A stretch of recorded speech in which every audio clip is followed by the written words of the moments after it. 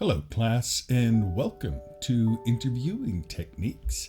I'm your instructor, Dr. Neil Soggie, and within this course, we will be taking a look at the different techniques and styles and theoretical approaches required for developing a real connection with your clients and developing some therapeutic rapport. So in this lecture, we're going to go through some of the foundations that will be covered within this course. This course is really a foundational part of your development as a professional counselor, particularly in the fields of addictions and diversity counseling. Effective interviewing is not just about asking the right questions. It's about cultivating presence, developing empathy, and understanding and establishing trust. And so this class introduces you to the skills that are really essential for ethical, person-centered care. And these techniques will really kind of form the backbone of your ability to create therapeutic alliances, assess readiness for change, and support behavioral and emotional transformation.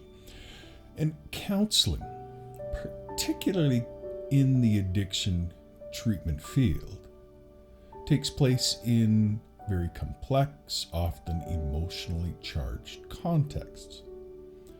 Clients may arrive with histories of trauma and marginalization or prior experiences with judgmental professionals.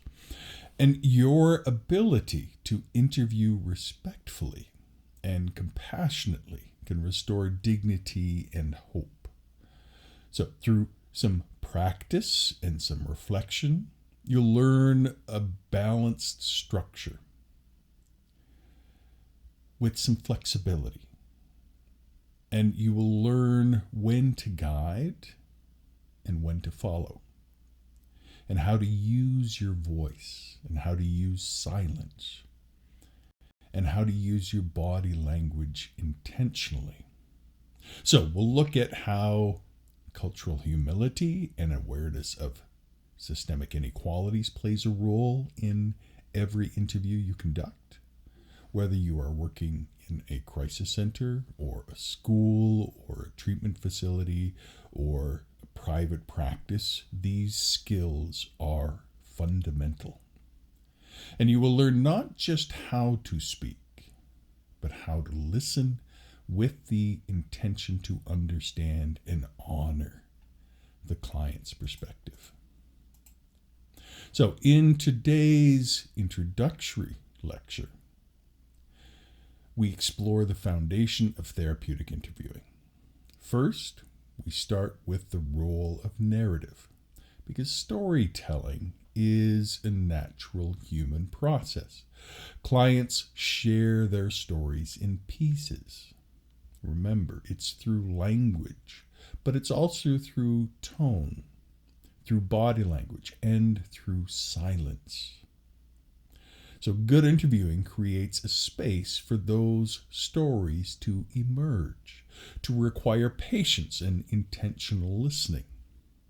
Next, we examine the central role of empathy, not as a passive emotional state, but as a clinical competency. People like Carl Rogers framed empathy as one of the core conditions of change. More recent research, such as in interpersonal neurobiology, shows that empathetic engagement can alter stress responses and facilitate secure therapeutic relationships. We'll also take a look at ethical responsibility and how that underpins our interactions. How when we respect autonomy, when we're guided by what's called non-malfeasance, which means to do no harm, and by beneficence, which means to do good, and by justice and fidelity, when those things guide our decision-making, then we are more professional. In addictions work, ethical dilemmas often involve things like dual relationships, informed consent, and court-mandated contexts, or managing risk while respecting self-determination. So we'll explore some of that within this course, and I'll introduce that to you in this lecture. Now, finally, within this lecture, we'll prepare you to approach interviewing as a practice of curiosity, of courage and humility. We ask questions not to extract data, but to work with our client to co-construct a meaning and to develop a guide for change. Now, this is a bit of our guide for this lecture today. And as always, I like to start off with a little story about a key figure in counseling so that you get to know some of the groundbreakers and the trailblazers in the field. So today I want to introduce you to Carl Rogers. Carl Rogers was born in 1902 and died in 1987. And he's one of the most influential figures in counseling and psychology. He founded the person-centered approach, or what we now call the client-centered approach, where he emphasized that the therapeutic relationship, not techniques per se, was the most important factor in promoting change. And this was at a time when psychiatry was dominated by medical and psychoanalytic models. Rogers instead asserted that simple warmth and empathy and authenticity had transformative power. So his core conditions, if I were to use that term, are things like empathy, congruence, and unconditional positive regard. And these core conditions are now taught across disciplines and form the basis of one of the core approaches that we'll be using within this course, which is motivational interviewing, as well as trauma-informed care and recovery-oriented treatment. And he believed that when clients are provided with the right environment, they will naturally move toward healing and growth. And this aligns with the concept of the actualizing tendency that he would call. That is the idea that all people possess an innate drive toward health. We all want to be healthy in some way, shape, or form. It's just figuring out how to get across the barrier sometimes. And Rogers also challenged hierarchical models of therapy. And he proposed instead that therapists are not experts who fix, but companions who walk along beside their clients. His work deeply influenced multicultural and feminist approaches to counseling, which critique power imbalances and affirm the client's agency. And his legacy is not just in therapy rooms, but in education and organizational leadership and healthcare communication. So today, neuroscience also supports Rogers' insights. Studies in affective empathy, mirror neurons, and other theories highlight how presence and tone and facial expression activate the client's nervous system. And all of these ideas reinforce Rogers' assertion that relationship is therapy. And that's something that I want you to remember. And that's part of the gift of Carl Rogers. And throughout the course, you will hear about Carl Rogers now and again, and we will touch on other people who have been touched by Carl Rogers. Now, let's continue on looking at the foundations of interviewing. And the foundations of interviewing begins with listening. Not just any kind of listening. We're talking about active, intentional, empathetic listening. And this means putting aside distractions and biases and your own need to respond. And it requires instead attending to the client's language, to their emotions, and even to the silences that the client gives. And listening in order to understand is different from listening to fix or to evaluate. And that's a very important thing that I want to repeat. Listening to understand is different from listening to fix or evaluate. And as an addictions counselor, your first task is listening to understand. In addictions counseling, clients may have experienced stigma and coercion or manipulation, and so they're already skeptical of helpers.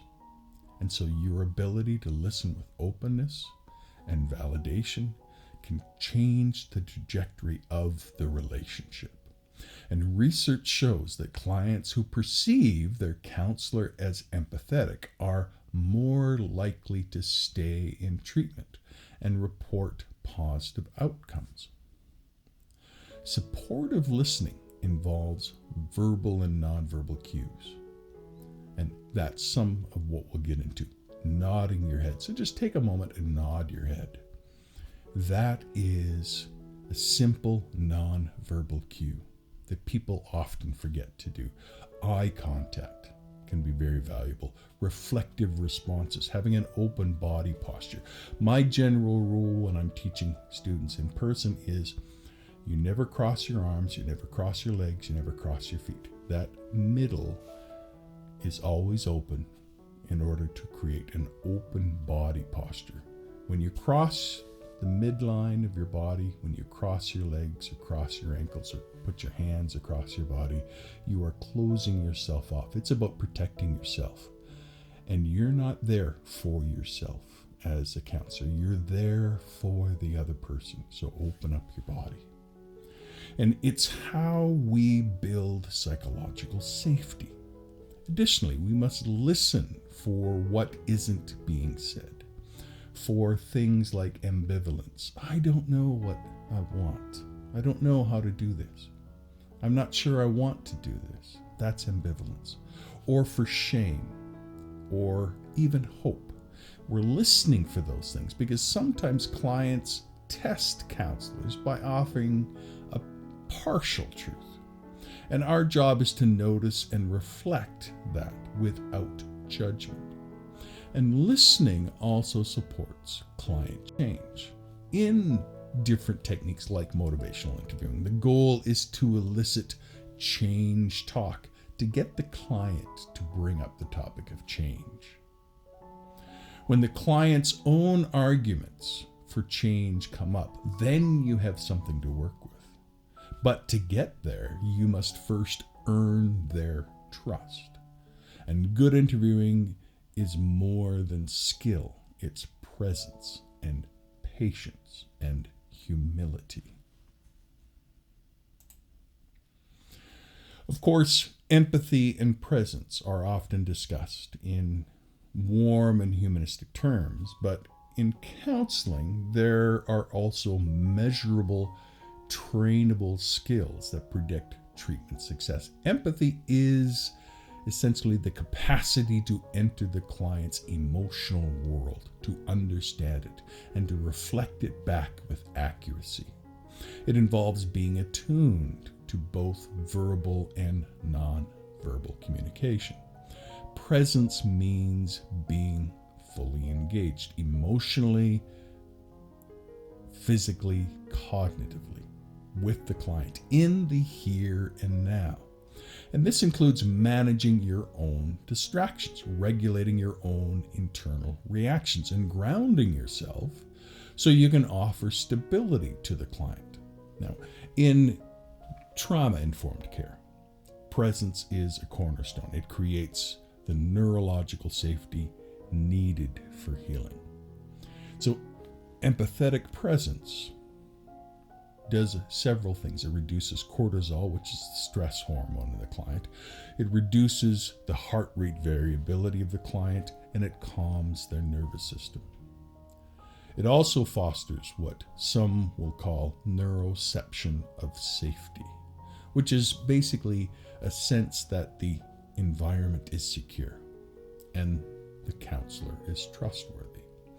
And this enables deeper disclosure and emotional processing. And importantly, empathy, not just sympathy. It is not feeling sorry for the client or sharing their emotions as if they were your own. Instead, it's about the disciplined ability to hold a space for the client's experience while maintaining therapeutic boundaries. And the balance requires some training and some supervision and, of course, some self-awareness, all of which we'll be focusing on throughout this course.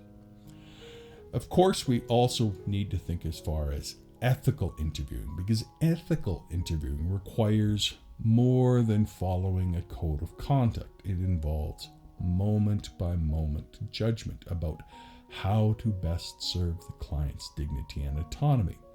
In every session, the counselor makes decisions that reflect values, how to ask sensitive questions, when to challenge, how to respond to disclosures of harm.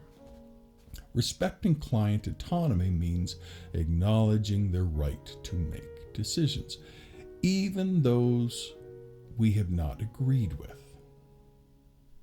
In addiction counseling, this can be particularly challenging when clients are ambivalent or resistant to change. Yet evidence shows that when autonomy is supported, clients are more likely to engage in treatment and achieve sustained recovery. There are also, of course, things like informed consent and confidentiality and cultural humility and the management of boundaries, all of which, of course, are key components of ethical interviewing. So, for example, in mandated treatment, ethical tensions often arise between the legal obligations and the therapeutic alliance, and the practitioner needs to be transparent about limits to confidentiality and strive to maintain trust. Ethical interviewing also includes self-care and consultation. So when we are faced with dilemmas, such as suspected abuse or dual relationships or risk of harm, counselors are expected to consult with their supervisors and to be well versed and to follow the guidelines provided by their professional association. So, for example, the American Counseling Association. Now, there are three key things that I want you to learn throughout this course. There's three basic interviewing skills that we're going to emphasize. First one is asking open questions. The next one is affirming client strengths. And the last one is eliciting change talk. Open-ended questions invites clients to explore rather than defend. Instead of asking, "Are you ready to quit?" or yes or no questions, you might ask, "What would be different if you made that change?" What this does is it opens up reflective space. Such questions build rapport and elicit internal motivation, especially in clients that are ambivalent. And affirming really is about recognizing the client's strengths and efforts and values. In addictions work, where shame is very prevalent, affirmations can build self-efficacy. Effective affirmations are specific and strength-based. It sounds like you've put a lot of thought into this, you might say. Or you might say something along the lines of, "You really showed courage by coming here today." Those are affirming words. And then finally, eliciting change talk, which is the hallmark of motivational interviewing, which will be a core part of this course, involves guiding clients to verbalize their own reasons for change. And this increases their commitment. People are motivated by what is within them, not what is without them. So, help your client to find their own reason. And this is based on the self-perception theory that people tend to believe what they hear themselves say. So it's about the client believing what they hear themselves say, not what they hear you say. So when we master these skills, which of course requires more than just memorization, it requires some practice and some feedback and some reflection. And so that's something that I'm going to have to ask you to do on your own, is when you listen to my lectures, that you are actively listening. You're not doing dishes, you're not driving, you're actively listening, and you are repeating back and practicing what I'm saying. That is how we get through this course, and you develop the kinds of skills that you need. And for that reason, I'm going to keep these lectures a little bit shorter than I would traditionally, so that I am encouraging you to not be doing other things, so that you stay engaged. And one of the most important things to remember in interviewing is the client experience. Sitting across from someone and deeply sharing their painful or shameful material is a real act of vulnerability. And many clients have history of being judged or dismissed or punished when they disclose things. So it's very important that we create a safe space and that we pace the conversation. We don't need to rush into things. We respect boundaries and we validate emotions. It's easy to forget how intimidating therapy can feel, especially for clients that come from marginalized or stigmatized communities. Even well-meaning questions can feel invasive or shaming if the tone or the timing is off. And each goal is to create a space where clients can say, "That is what I really feel," or "This is what I am afraid to say," or "I've never told anybody that before." And research shows that perceived empathy and respect are stronger predictors of client success than the technical expertise that a counselor might have. So you could have all the answers, but if you can't convey them in a loving, caring, supportive, safe environment, you're not going to help your client. Clients may also carry some cultural or familial norms that discourage emotional openness. And so understanding this context is really essential. We listen not only for what is said, but for what is silent, or what the client hesitates to show you. Empathy must be also culturally attuned and responsive to the client's identity. Understand what the client's identity is. Where did that identity come from? And what does that identity do to guide what is disclosed and what is not? Of course, there are always pitfalls. There are interviewing errors that can undermine rapport and derail progress. And some of the most common pitfalls include interrupting the client, giving premature advice, or failing to validate the emotions of a client, or focusing too much on content instead of process. Another major pitfall is asking too many closed or too many leading questions. And this can create a sense that you're interrogating the client instead of exploring with the client. Clients may begin to shut down or offer very superficial responses. And in those cases, you know you're on the wrong track. When the client flows naturally, then you know you're on the right track and you don't even have to ask very many questions. A critical mistake is assuming too much, assuming that there's motivation, assuming that you understand the cultural background, assuming that you understand the trauma history or the person's readiness for change. Instead, always remain curious. Be culturally humble. All of that requires that we ask and we don't assume, even if we're from the same cultural background as our client. Our perception of that might be very different. Everybody lives in their own unique world, their own lived world, and we need to be open to our client's lived world.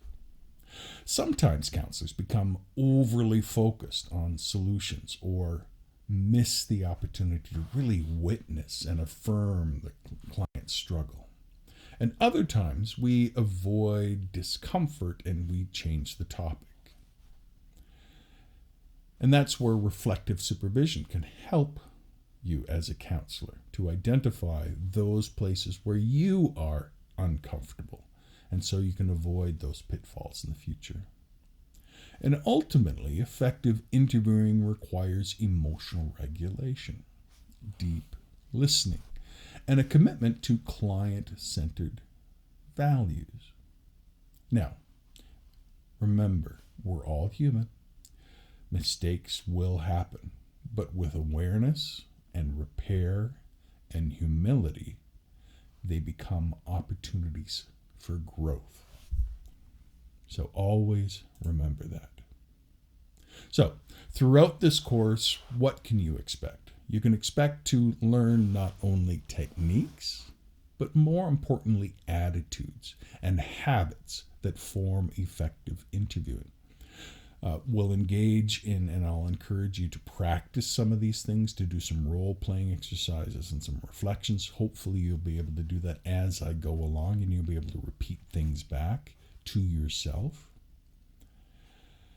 We'll also, I'll try to encourage some things that I can't really communicate really well over this kind of format, and that is things like eye contact and the tone of your voice, pauses, posture, all of those things. And I've talked a little bit about that here.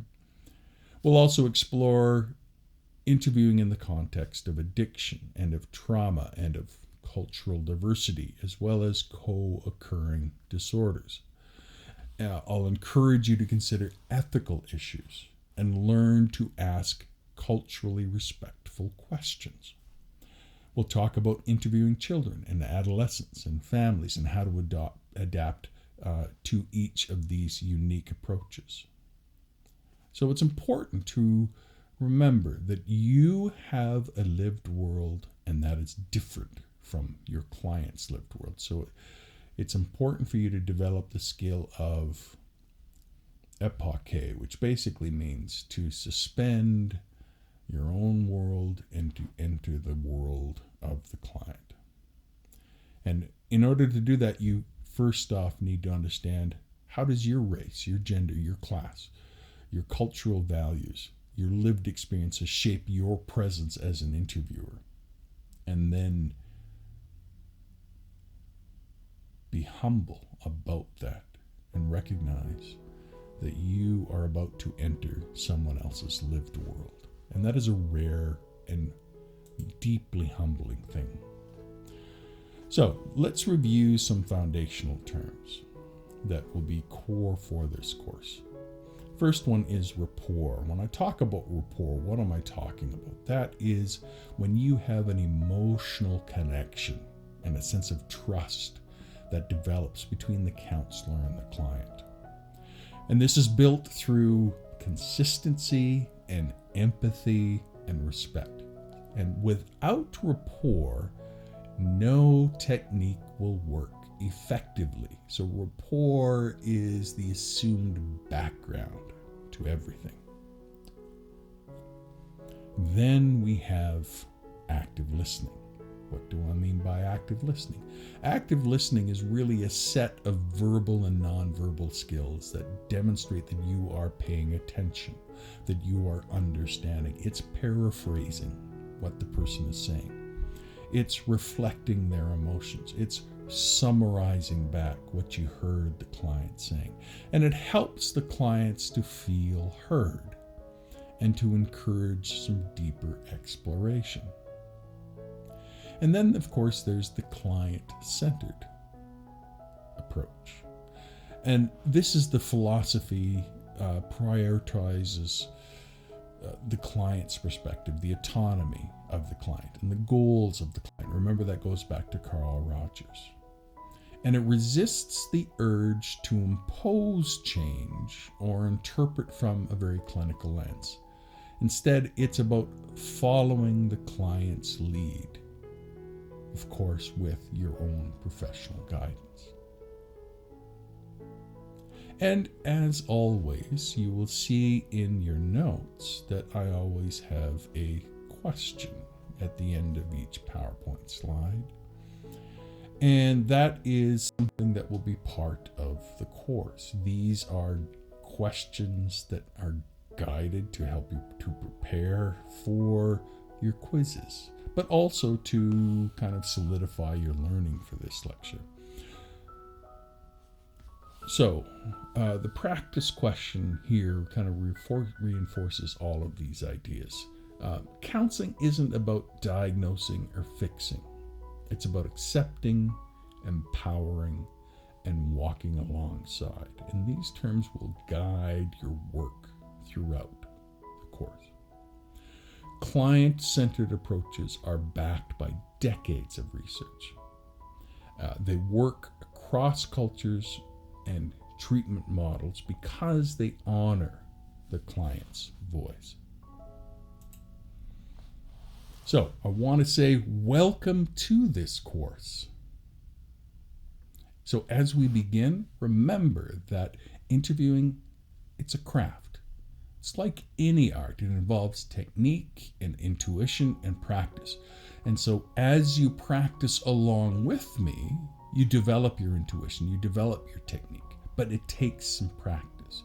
You don't need to be perfect, and that's one of the values of you doing this at home or wherever you are, is that you can feel safe to practice, but you need to be willing to learn, willing to make mistakes, willing to grow. And over the next few weeks, we'll develop not just our interviewing skills, but also, hopefully, our professional identity.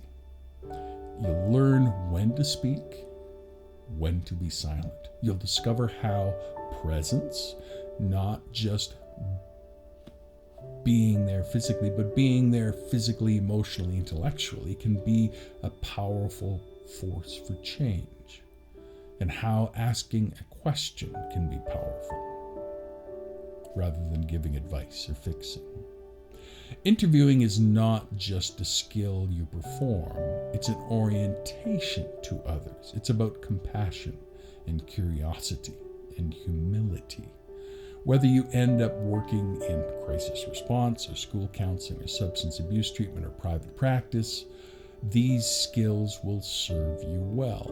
And so hopefully this course will help you to grow through reflection, through feedback, and a little bit through community.